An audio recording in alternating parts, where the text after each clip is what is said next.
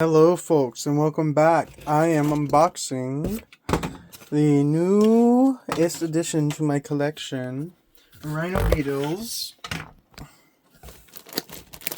Looks like it's all taped together.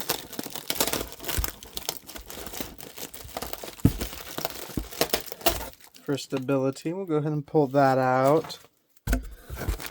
Bought 2 bags of flake soil because I plan on upgrading these into some fairly large containers. But we'll get that out the way. It was a little difficult to unwrap this one-handed, but I got it open with 2 hands. Western Hercules Rhino Beetle larvae. And if I had to guess, they're probably L1s. I might have some L2s. Those 2 are all taped together. Same with these 2. But in here somewhere is a Rhino Beetle larvae. So my bet is it's in a... Ooh, I see it. Let's get this thing open. And there it is, sticking out from the top. Look at it, it's already a little fuzzy. Little hairs, little spikes. Actually looks like it might be L2. It's hard to tell. I'm fairly new to keeping rhino beetles. But if I had to wager a guess, these are all probably just as healthy. Soil feels nice and damp. Just gonna go ahead and cover him back. So, I got 5 larvae for the sole purpose of hopefully ending up with some females and males, so that way I can end up breeding them. So I ordered these deli containers. These are 64 ounces. My goal is to fill them up to roughly about there with soil, like at the top of my thumb. So that way there's a little bit of an air pocket area. That way I can check in on them. I'm obviously going to drill some holes on top for ventilation. That will help keep everything good and prevent mold. I'm tempted to throw some of my springtail colony in with them. But I don't for the initial part because they technically feed on the same foods and I want these guys to get nice and big. Alrighty, let's get to modifying these bins. I'll start off with a small drill bit just to start each of the holes. Makes things a lot easier to go through and do. I started out with all the lids stacked, but you'll see later on I go ahead and abandon that later as I get bigger with the drill bit size. Went with 4 holes for ventilation. Seemed like the right choice. Upgrade the bit size, go through, get stuck because you forget to take the tape off. Now you gotta make sure everything's all lined up again. But then it's easy enough. Just glide on through.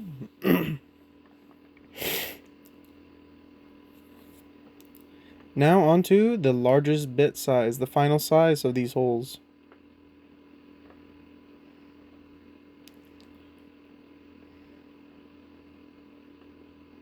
Nice, easy one the first try, and on the second one we botched it.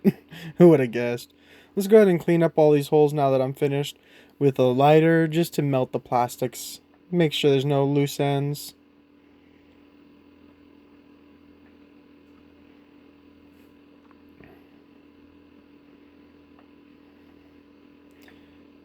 Then we'll go ahead and wipe off all the soot that's accumulated.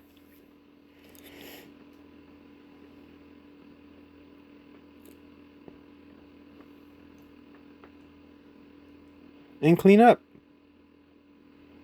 And now that the lids are completed, I'm really happy. I only had 1 chip and crack really, This other one here, that's just more ventilation. But I've got 5 lids for the 5 grubs. Time to prepare them their kingdoms. I went with 64 quarts, or 64 ounces, as I thought that'd be best. This flake soil smells nice. I got it from James's Beetle Farm along with the larvae themselves. So we'll probably speed through this, but we're going to quickly go ahead and fill these up about just a little over halfway. Something like that.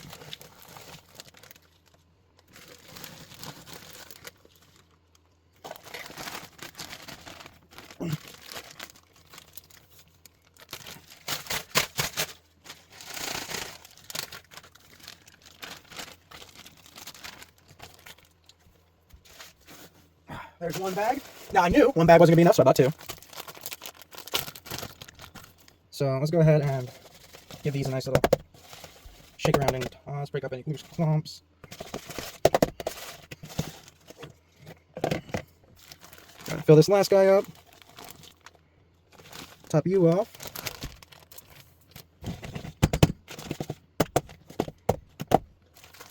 Alrighty, so it looks like this one could use a bit more soil.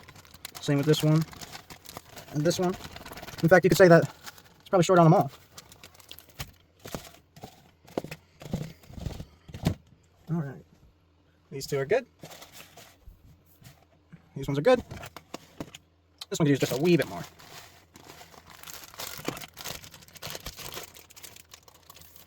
So that leaves me with just that. I'll probably use this for some other project. But on to the part that you all are probably the most excited about. The actual unveiling of the grubs. So earlier, he was just available on the surface, but it seems he's gone ahead and wriggled his way down. Let's go ahead and pop him on out. Now that I know he's out of there, I'll give this a good smack or two. Get that stuff out of the way. Get that substrate in there with him.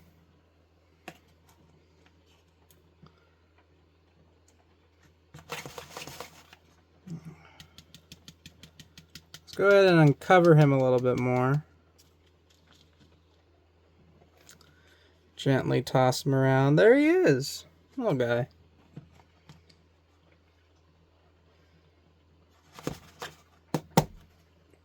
So it looks like he's already got a fair bit of frass mixed in with his soil.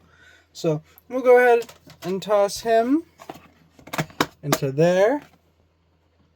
And I don't have a marker, so these aren't going to get labeled until after they hatch. And don't worry, they're not all getting rested up like in the tower. Be too much work for me. Plus, I put all the vents on the top, so I'd have to find a way to separate them. Anyways. Alrighty. I went ahead and I hydrated all the bins, including the one with our boy, which is right here. We're going to go ahead and put his lid back on. I went ahead and I just stirred up the top surface. Hopefully, as he moves around in here, he can stir it up. As you can see, though, like, this top section's wetter than this section, but that should be the right amount of water for this container to bring the moisture back up to match these. These are thoroughly mixed because I was an idiot and forgot about this guy. But I think he'll be fine. The substrate itself already held together fairly well. I just wanted it to hold together just a little bit better. Need to be a bit more gentle about how I set them down. Anyways, 1 down, 4 to go. On to the next one. Let's crack her open. Now I don't see anybody on top. And by looking at the sides, I'm not seeing... Oh wait, there's a hole. There's the grub. So we'll go ahead and dump that one on top. Top back that soil. And take a look at this beauty. Not very big right now. Look at that. Already burrowing down.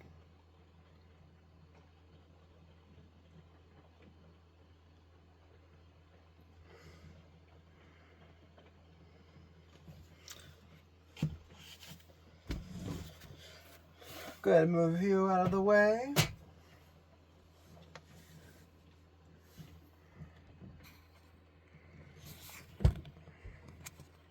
Let's go ahead and watch her burrow.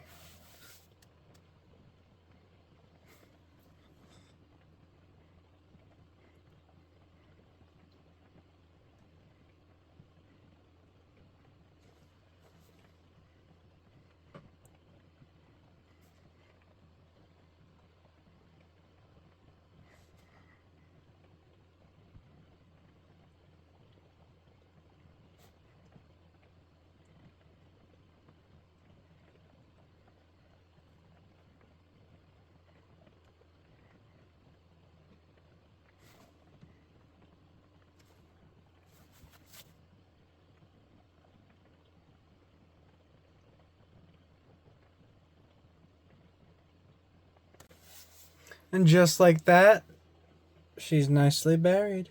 Finish her off right there. And get the lid. Help prevent large pests. So, and I've already read online how technically for the first instar they recommended like an 8-ounce or so. Oh, look at that, we can see him on the back. Let's go ahead and coax him on out. Like that. Go ahead and get that last bit of that in there.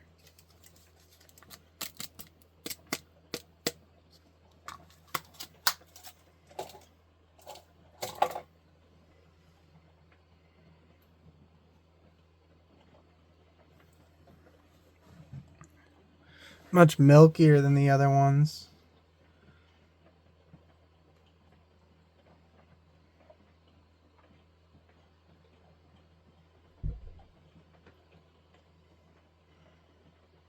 But I won't bore you by watching them bury, every single one of them bury themselves. I'm fairly confident that they'll all find their way underground. So we'll go ahead and throw the lid on him. To the next two.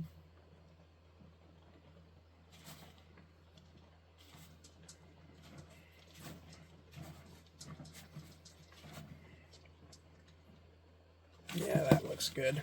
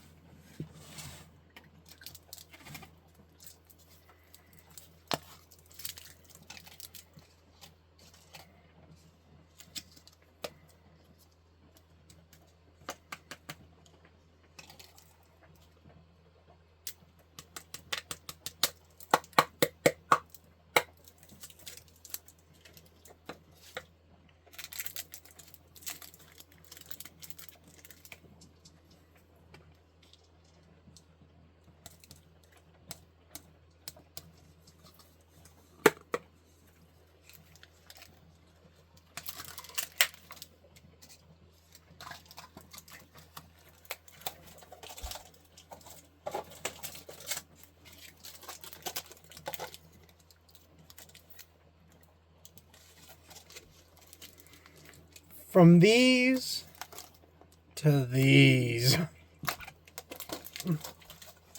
So my hope, of course, is with the larger containers that they'll produce larger beetles. Of course, that logic is slightly flawed in the sense of they are limited to a certain size. But I don't think that's stopping me. Anyways, clean up the last of this stuff. And you guys can enjoy some lovely beetle footage of the larvae making their way down before I seal them up for probably a good 3-4 months, and at least until I need to change their substrate out. But yeah, I am extremely hesitant to touch these purely because of the fact that they're in their first larval stage, given the fact that you can see next to my thumb, super tiny guy. So if I had to wager a guess, though, I probably have 2 females and 3 males. Though we won't know until they emerge as proper rhino beetles, or at least until they go into their final cocoon or pupate or whatever the hell it is. I'm not a biologist. I'm a whale scientist. If you get that reference, you are old like me. Or at least as old as me.